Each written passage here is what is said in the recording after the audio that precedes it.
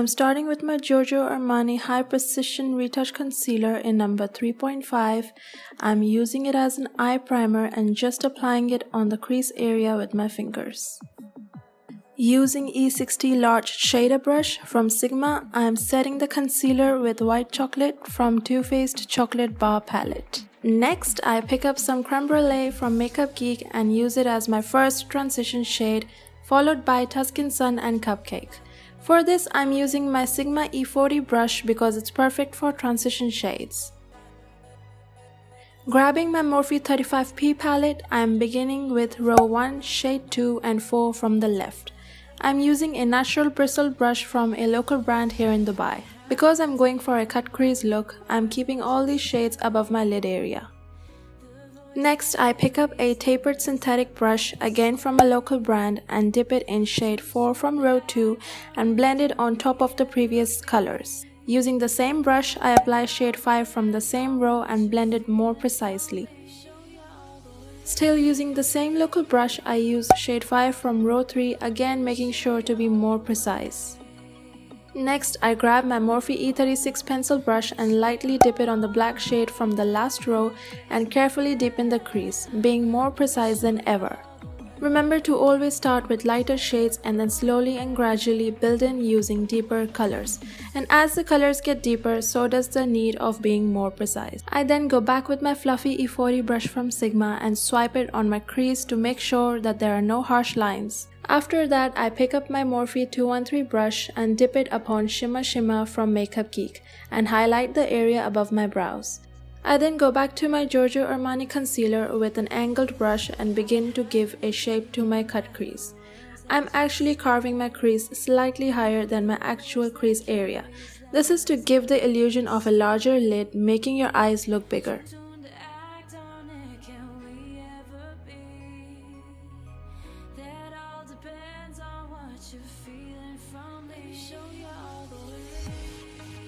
Take as long as you want when you do this step. Begin by outlining with the concealer and then fill up the rest of the lid. You want to make sure that your eyes are equally carved out and that your crease has a smooth curve.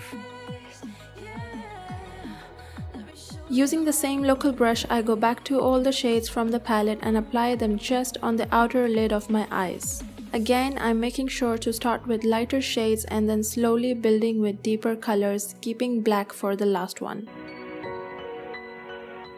Using this technique will avoid your eyes from looking muddy or patchy. Everything will just look super smooth and blended.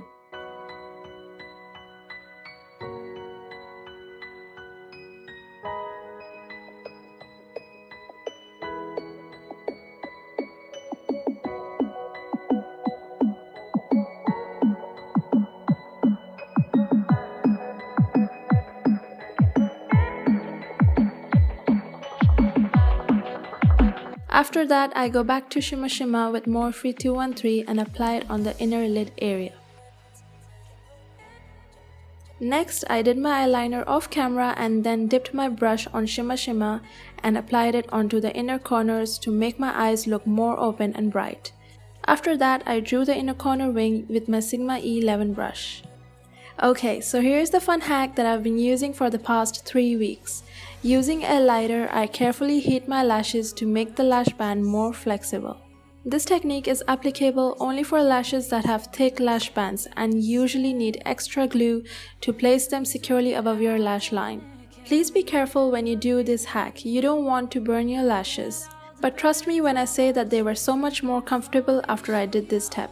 By the way, I'm using Layla lashes from PinkyGoat. Alright, so now the face. I'm gonna begin by priming with Smashbox Color Correcting Photo Finish Primer in orange and apply it gently all over my face. Next, I color correct using LA Girl Pro Concealer in orange and apply it directly on all the discolored areas, that is around the mouth and the dark circles. I prefer using my fingers to blend this product instead of a brush because this concealer has a really thick creamy texture. So when I apply it with my fingers, it helps by warming up the product. For foundation, I'm using my MAC Studio Fix Liquid Foundation in NC42. Now this foundation does look light on my face, but it oxidizes pretty fast and by the end of the video it will match perfectly. For concealing, I'm using LA Girl Pro Concealer in shade Pure Beige. This is the perfect color for girls of my skin tone. As you can see here, I'm cleaning out any smudges that I've made under my lower lash line and as well as sharpening my winged liner. Then I'm blending away with my damp beauty blender.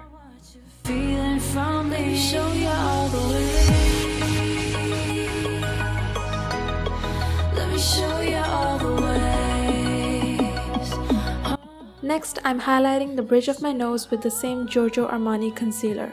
This is too light for me to use as a regular under eye concealer, which is why I use it only for eye priming and highlighting purposes. For baking my face, I'm using Nye Banana Powder and pressing it with my damp beauty blender. Honestly, I've never tried any other powder for baking except the RCMA No Color Powder. The problem that I had with that one is that it made my under eye look really ashy, but it is perfect for girls who are lighter than me.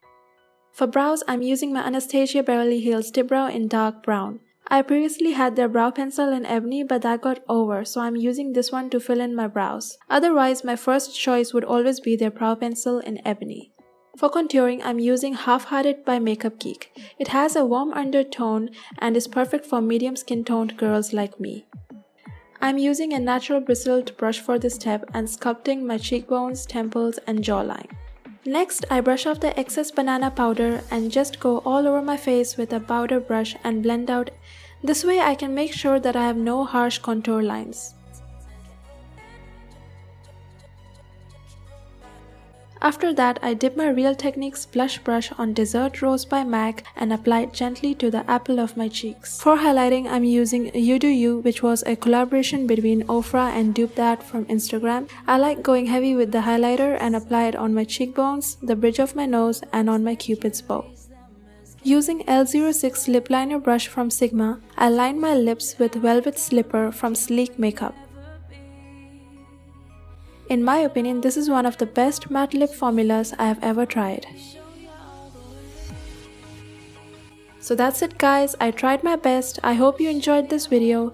Give this video a thumbs up and please make sure that you're subscribed to my channel. If you came from Instagram, thank you so much for your support. I love you all and see you next time.